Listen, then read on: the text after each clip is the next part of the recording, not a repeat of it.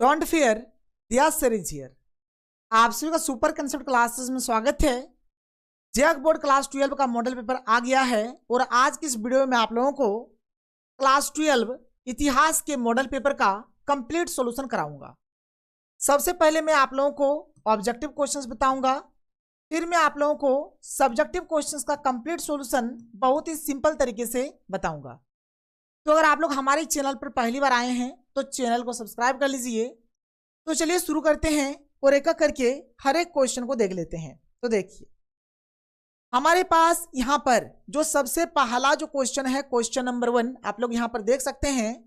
क्या है कि भारतीय पुरातत्व का पिता किसे कहा जाता है? तो ये कहा जाता है अलेक्जेंडर कनिंघम को, और अलेक्जेंडर कनिंघम को एक कनिंघम के नाम से भी जाना जाता है। ये जो मॉडल पेपर है ना, इसमें कुछ कुछ क्वेश्चन में थोड़ा सा मिस्टेक है, अभी मैं आप लोगों को बताऊंगा। हर एक चीज आप लोग सुधार लेंगे।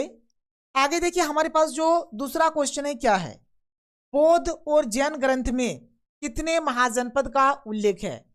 तो देखिए टोटल हमारे पास 16 महाजनपद है, और 16 महाजनपद में से सबसे शक्तिशाली महाजनपद जो है हमारा है, ये क्या है, तो मगध। मगध हमारा सबसे शक्तिशाली महाजनपद है। इस बात को आप लोग ध्यान में रखिएगा। तो इसका जो हमारा राइट आंसर हो जाएगा ऑप्शन नंबर डी हो जाएगा। आप देख लीजिए यहाँ पर ऑप्शन नंबर डी, यानी कि 16 इसका राइट आंसर हो जाएगा। क्वेश्चन नंबर 3 क्या है कि अपने स्वयं के खर्चे से सुदर्शन झील की मरम्मत किसने कराई? किसने कराया था? तो रुद्र दामन ने कराया था। याद रखिएगा किसने कराया है भाई, तो रुद्र दामन ने कराया है। इसके बाद हमारे पास जो अगला क्वेश्चन है, क्वेश्चन नंबर 4। देखिए इस प्रकार का क्वेश्चन एग्जाम में नहीं पूछा जाता है, लेकिन जब क्वेश्चन दिया गया है तो पढ़ लीजिए कि मानव के संपूर्ण जीवन को कितने भागों में बांटा गया है? तो 4 भागों में बांटा गया है। याद रखिएगा 4 भागों में बांटा गया है। क्वेश्चन नंबर 5 क्या है कि गौतम बुद्ध ने अपना पहला उपदेश किस स्थान पर दिया था? तो किस जगह पर दिया था? सारनाथ। कहाँ पे दिया था? सारनाथ में दिया था। याद रखिए सारनाथ हो जाएगा इसका राइट आंसर। क्वेश्चन नंबर 6 क्या है, देखिए कि इब्न बतूता ने किस पुस्तक की रचना की थी? ये हो जाएगा रिहिला। क्या हो जाएगा? रिहिला। रिहिला के लेखक कौन है? Ibn Battuta. किताब से रिलेटेड हमारे पास और एक क्वेश्चन है कि पद्मावत किसकी रचना है? पद्मावत किसने लिखा है? तो इसके लेखक है मलिक मोहम्मद जायसी। याद रखिए मलिक मोहम्मद जायसी इसका राइट आंसर हो जाएगा। आगे चलिए अगला क्वेश्चन देखिए।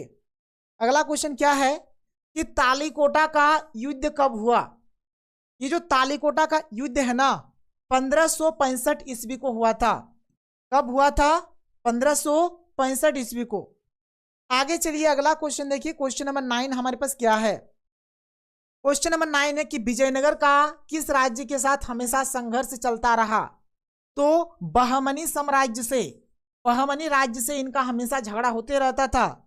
विजयनगर का जो स्थापना है तो भाई हरिहर और बुक्का ने किया था, और कृष्णदेव राय विजयनगर का सबसे महान राजा था। ये सब चीज आप लोग याद रखेंगे। आगे देखिए अगला क्वेश्चन, क्वेश्चन नंबर 10 क्या है कि मुगल कालीन ऐतिहासिक स्रोतों में शामिल थी। क्या शामिल थी? ऐतिहासिक ग्रंथ। हाँ भाई ऐतिहासिक ग्रंथ तो था। सरकारी तथा गैर सरकारी दस्तावेज, ये भी सही हो जाएगा। उस कालांश में बनी इमारतें में स्मारक, ये भी सही हो जाएगा। यानी 10 का राइट आंसर हो जाएगा ऑप्शन नंबर डी। इनमें से सभी इसका बिल्कुल सही उत्तर हो जाएगा। आगे देखिए अगला जो क्वेश्चन है हमारे पास, अगला क्वेश्चन क्या है? अगला क्वेश्चन है कि अकबर ने तीर्थ यात्रा कर को कब समाप्त किया? देखिए जो तीर्थ यात्रा होता था ना, इसमें भी टैक्स लगता था। इस टैक्स को अकबर ने कब खत्म कर दिया? यहाँ पर ये चीज क्वेश्चन में पूछा गया है। तो इसका राइट आंसर हो जाएगा 1563। ऑप्शन नंबर बी हो जाएगा इसका बिल्कुल सही उत्तर।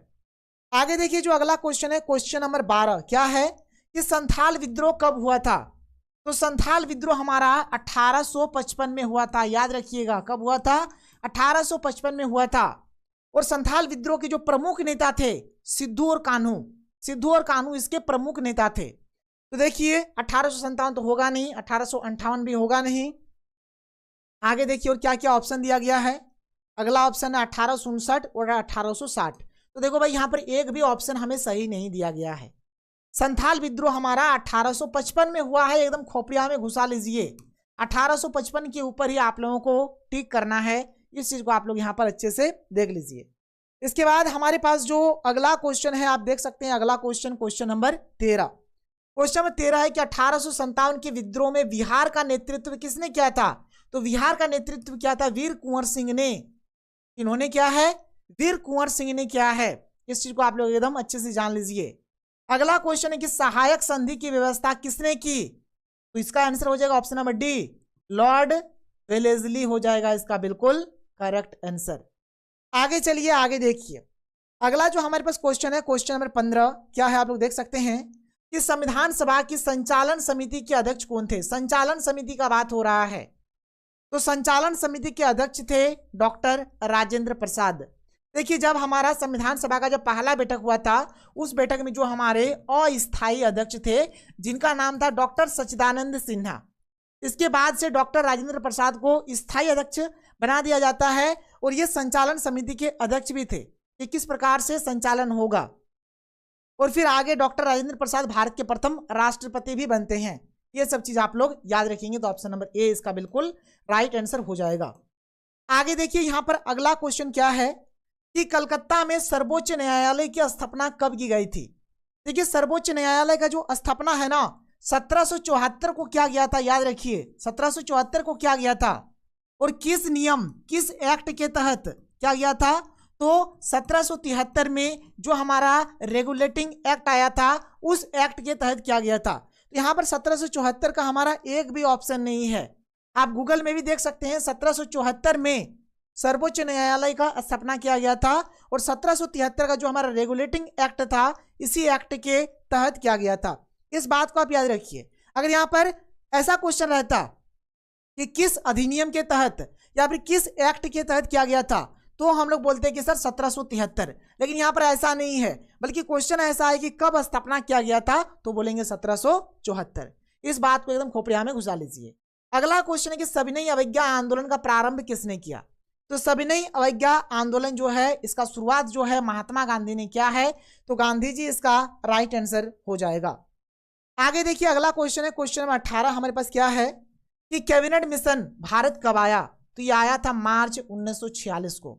ऐसे तो 1946 को आया था, ये आपको पता है, लेकिन मार्च अप्रैल मई में आप कंफ्यूज हो जाएंगे, तो याद रखिए मार्च में आया था। भाई मार्च में मेरा बर्थडे भी है, तो उसी समय आया था, ठीक है, चलो कोई नहीं। आगे देखो अगला क्वेश्चन, क्वेश्चन 19 क्या है? मुस्लिम लीग की स्थापना कब और कहाँ की गई?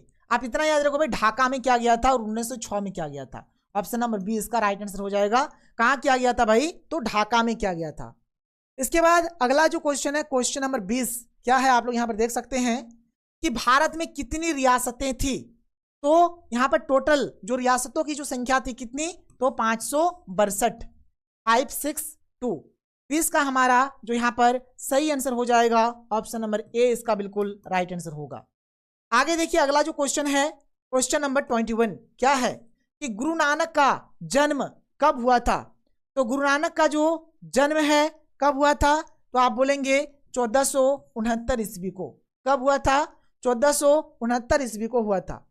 आगे चलिए, अगला क्वेश्चन देखिए क्वेश्चन नंबर 22। क्वेश्चन नंबर 22 क्या है देखिए, दिख रहा है आप लोगों को। क्वेश्चन नंबर 22 है कि किस यात्री को मध्यकालीन यात्रियों का सरताज कहा जाता है? ये कहा जाता है मार्को पोलो को। इनको कहा जाता है मार्को पोलो को कहा जाता है, याद रखिए। क्वेश्चन नंबर 23 हमारे पास क्या है देख सकते हैं कि पुराणों की संख्या कितनी है? तो भाई पुराणों की संख्या है 18 और महाजनपदों की संख्या कितनी है? महाजनपदों की संख्या है हमारा 16। और महाभारत का जो लड़ाई है ना, ये भी हमारा 18 दिन तक ही चला था। इस बात को भी आप लोग याद रखेंगे। आगे चलिए, अगला क्वेश्चन है कि महाभारत के फारसी अनुवाद का नाम क्या है? इसका नाम है रज्मनामा। क्या नाम है? रज्मनामा इसका नाम है। रज्मनामा के ऊपर टिक करेंगे। आगे चलिए, अगला क्वेश्चन देखिए, हड़प्पा किस नदी के किनारे स्थित है? तो हड़प्पा हमारा जो है ना रावी नदी के किनारे स्थित है। और जो हमारा मोहनजोदड़ो जो है, मोहनजोदड़ो जो है ये सिंधु नदी के किनारे स्थित है। और लोथल जो है, लोथल हमारा भोगवा नदी के किनारे स्थित है। ये सब चीज आप लोग याद रखेंगे, कभी भी पूछा जा सकता है। इसके बाद जो अगला क्वेश्चन है क्वेश्चन नंबर 26 क्या है देख सकते हैं, तीर का अर्थ है। तो पीर माने होता है गुरु। पीर माने क्या होता है? गुरु होता है। याद रखिएगा, पीर का मतलब क्या हो गया? गुरु हो गया। इसके बाद अगला जो क्वेश्चन है कि बारबोसा कहाँ की यात्री है? यात्री थे तो ये थे भाई पुर्तगाल के। कहाँ के? पुर्तगाल। पुर्तगाल आप लोग यहाँ पर याद रखेंगे, पुर्तगाल इसका बिल्कुल राइट आंसर होगा। इसके बाद देखिए अगला क्वेश्चन है कि 5वीं रिपोर्ट ब्रिटिश संसद में कब पेश की गई थी? तो 1813 को पेश किया गया था। कब पेश किया गया था? 1813 को। इसके बाद देखिए अगला क्वेश्चन कि हड़प नीति किसने लागू की थी? तो हड़प नीति जो है ना, ये हमारा डलहौजी, लॉर्ड डलहौजी ने लागू किया था। 29 का right answer option number A हो जाएगा। ऑप्शन नंबर ए के ऊपर आप लोग टिक करेंगे। आगे देखिए क्वेश्चन में 30 हमारे पास क्या है कि कोर्ट सेंट जॉर्ज की स्थापना कहाँ की गई थी? ये हो जाएगा मद्रास। कहाँ किया गया था है? इसका स्थापना मद्रास में किया गया है। और यहाँ पर टोटल मैंने आप लोगों को जो भी 30 ऑब्जेक्टिव क्वेश्चन है इसका सोल्यूशन मैंने आप लोगों को कराया। बहुत ही जल्द आप लोगों को सब्जेक्टिव का भी सोल्यूशन मिल जाएगा। तो ये रहा हमारा आज का वीडियो। तो मिलते हैं हम लोग अगले वीडियो में। Thank you. जय हिंद।